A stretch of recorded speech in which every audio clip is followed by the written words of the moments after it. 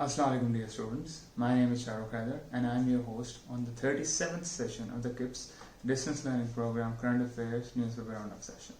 As we all know that recently there has been a war of maps between Pakistan and India, where India released an updated map of the Indian nation state back in 2019, which included Gilgit-Baltistan, Azad Kashmir and the whole of Jammu Kashmir as part of Indian territory.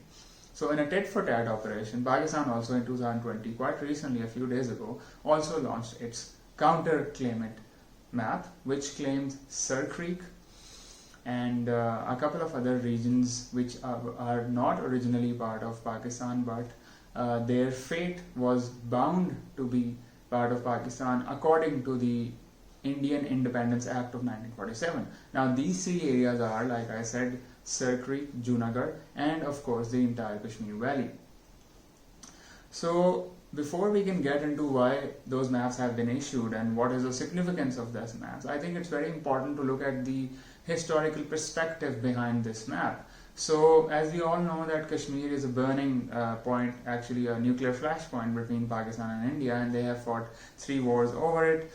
And primarily that is because Kashmir has very important strategic location in this region, and whichever country acquires the entire valley of Kashmir stands to gain a lot from its many advantages. So let's look at what are the strategic importances of Kashmir in this context. So first of all, Kashmir has massive water resources. All of our rivers that flow through Pakistan, Punjab, Sindh have their headworks and the lakes from which they originate in the Kashmir Valley, in the Himalayan glaciers.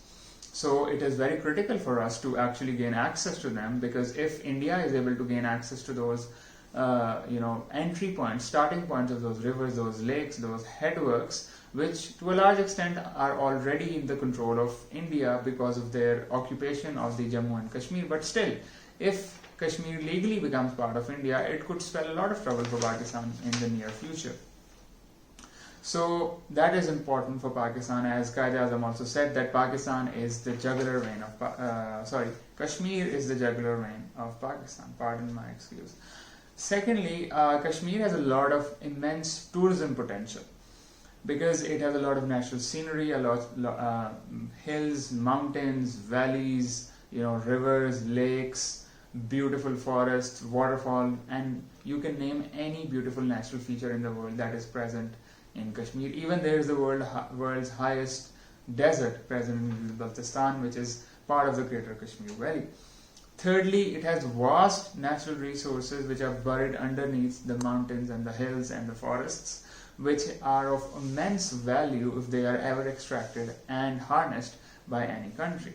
On a fourth level, Kashmir is an important point for Pakistan's and India's both access to Central Asia and to China.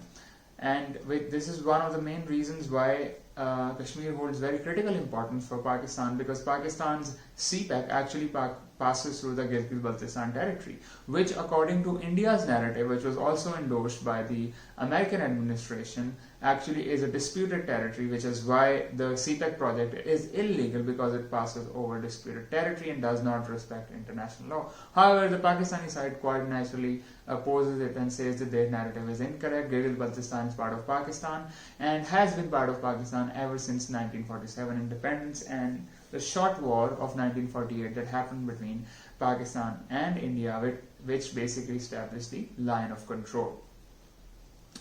Now, like I said, that counter maps have been issued by both powers, and these maps are important, symbolic gestures as towards the narrative that is present in both countries against each other.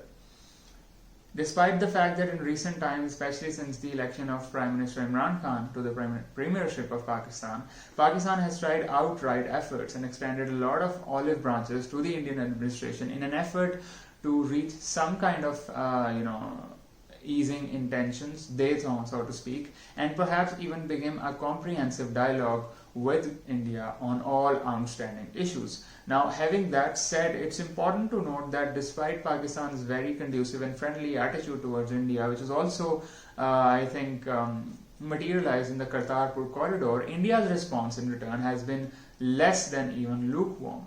They have, despite our peace overtures, they have painted our attempts to create peace in South Asia as another conspiracy against Indian, administration and Pakistani designs to destabilize India from within. An allegation that India has been hurtling against us for many decades now. So it is quite clear that India was in no mood to start any kind of dialogue, let alone have any kind of comprehensive resolution of outstanding issues, which is why Pakistan was pushed into a corner and had to basically rethink its diplomatic and foreign policy approach towards India.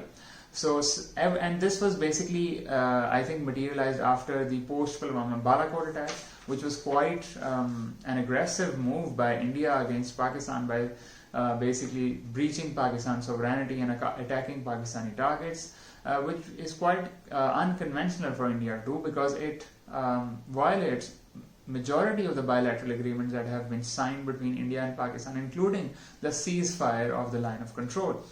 Moreover, the post-Pulwama Balakot attack was a surgical strike by India aimed at a critical asset of Pakistan. However, they missed it by a long mile, and Pakistan's response in return was much better than anticipated by anyone, and Pakistan was able to completely thwart Indian efforts to destabilize Pakistan and portray Pakistan in the international media and in the international arena as a state sponsor of terror, which conventionally India has been successful in doing. However, now the tables were turned, and I believe that one of the main reasons why India refused to engage with Pakistan in a peaceful dialogue is because that would look very weak of India. Right after the post-Balakot attack retaliation that Pakistan did, we downed a lot, their fighter jets. We did them a lot of damage. Then we captured their fighter pilots, and then we returned them as a show of diplomatic, peaceful resolution to conflicts and as a show of statesmanship.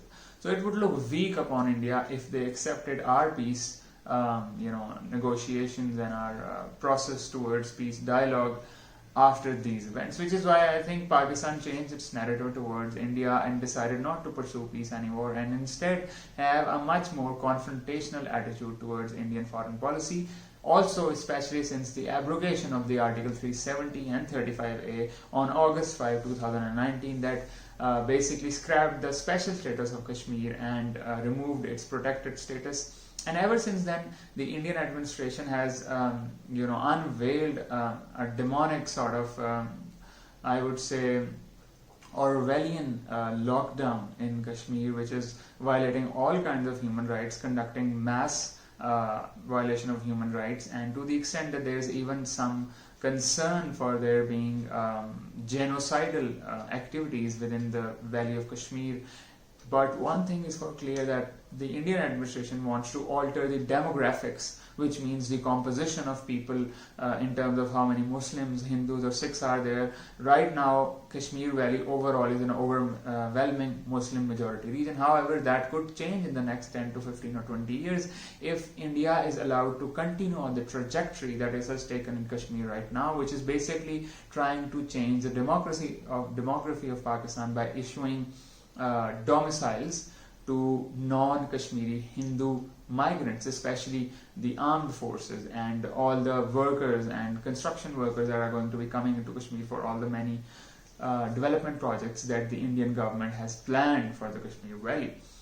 Already nearly 40,000 people have received domicile of Kashmir and have been declared as permanent residents of Kashmir, which is against a lot of international law, legislations and legal instruments and UN Security Council resolutions and Geneva Conventions, and basically reveals India's authoritative and Hindutva narrative right on the face. And Pakistan, to a large extent, has been successful in unveiling the true face of the BJP-led Hindutva political administration that is present in India right now.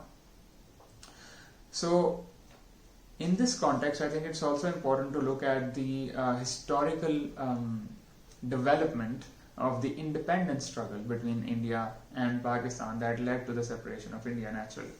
So at the time of independence, when British were deciding the fate of India and were considering dividing the British India into Pakistan and India, there were 562 princely states basically in India, and it was to a large extent left up to the rulers and the people of those princely states to decide their fate, whether they wanted to join Pakistan, whether they wanted to accede to India, or would they want to pursue an independence or independent status as a separate nation state, as Nepal and Bhutan did.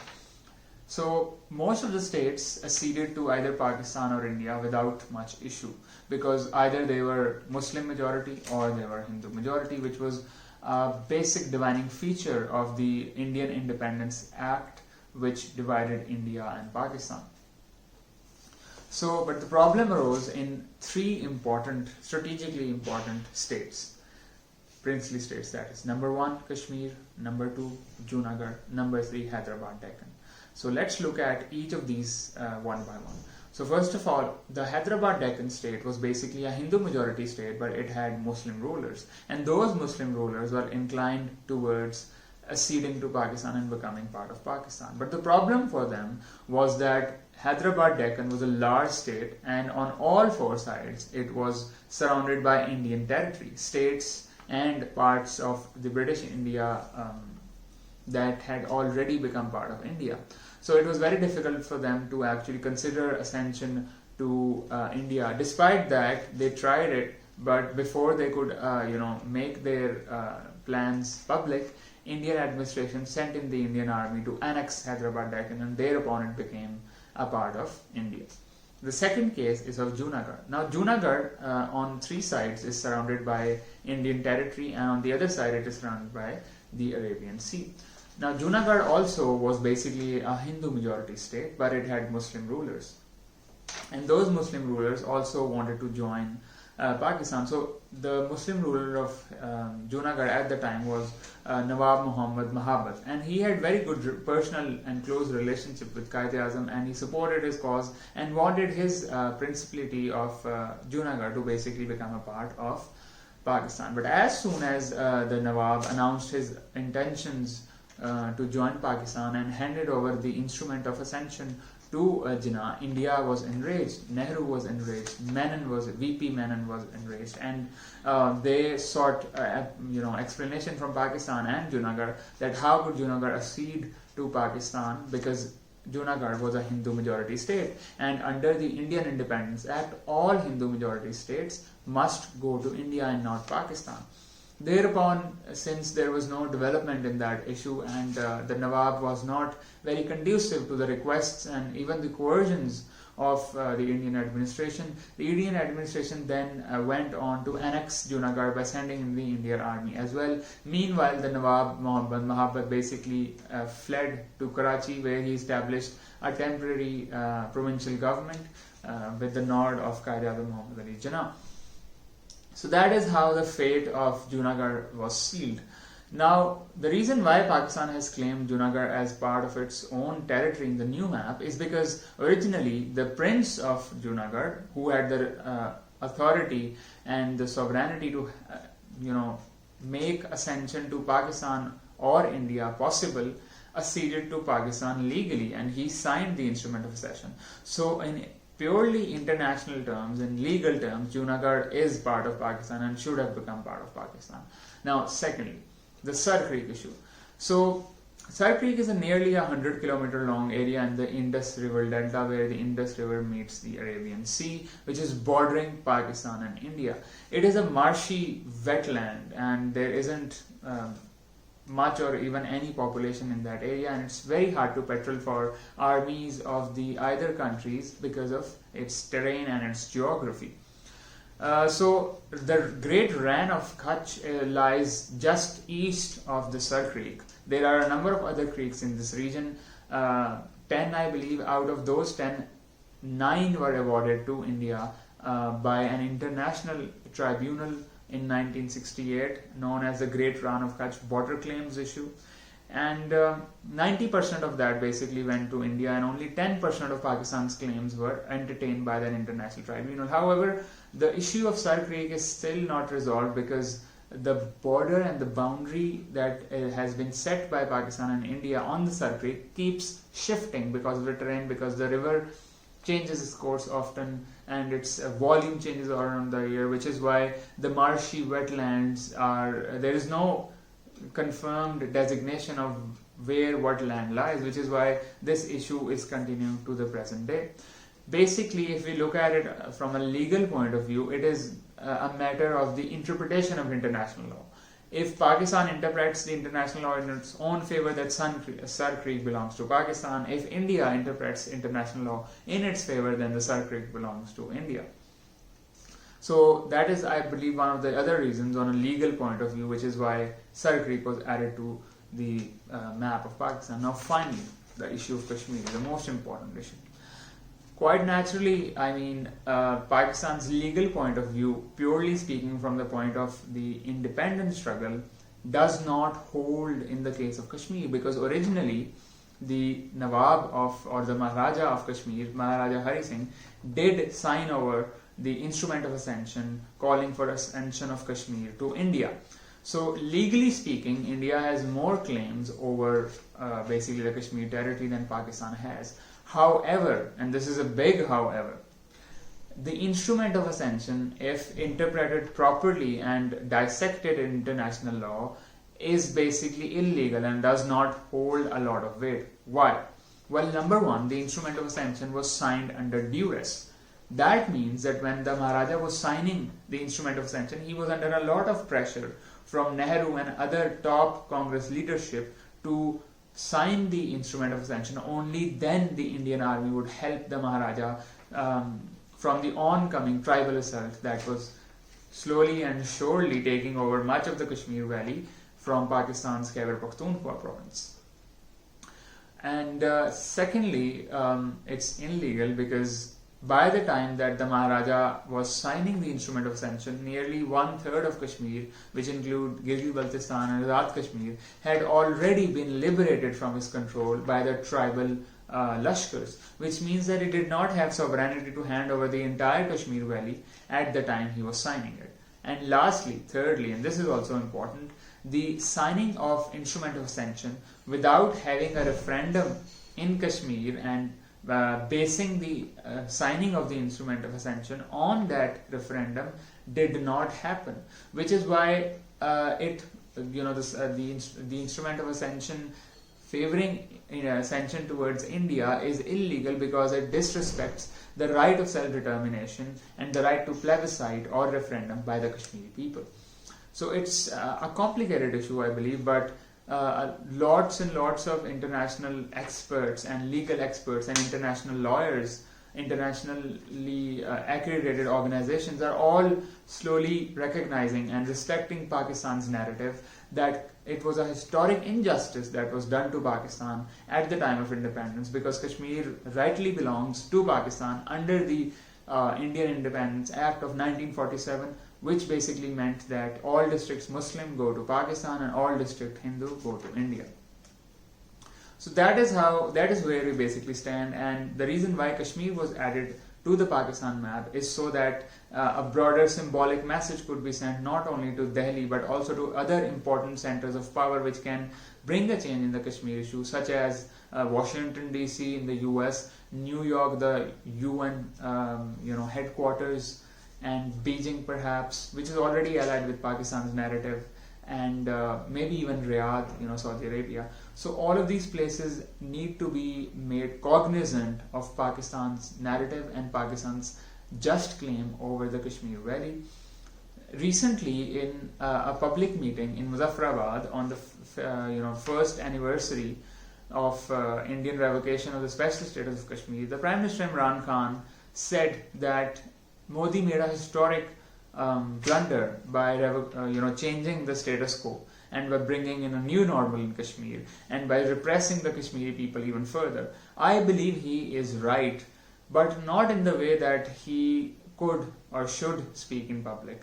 Why? Because I think that increasing repression against any indigenous people only causes greater and greater resistance from those people.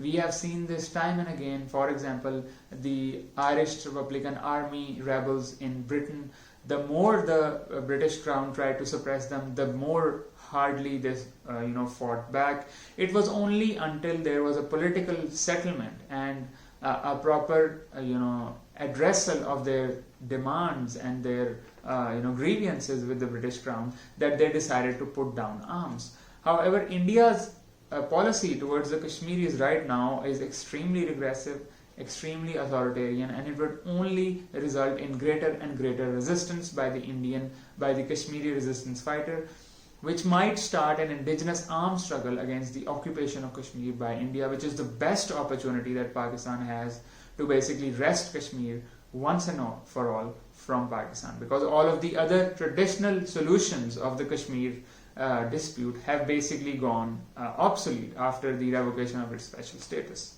So there are important questions that we need to ask right now. For example, number one, in the last 73 years of Pakistan's foreign policy towards Kashmir, what have we achieved? Number two, do we even have a roadmap towards achieving independent status for Kashmir or making it part of Pakistan? We are always saying Kashmir banega Pakistan, but can we even make that happen? And thirdly, are we only looking towards solving the Kashmir issue, or do we also want to engage India in a comprehensive dialogue and perhaps create peace and economic interdependence in this region like the European countries did with their region after the World War II? Thank you very much for your patience. Keep tuned in. Allah Hafiz.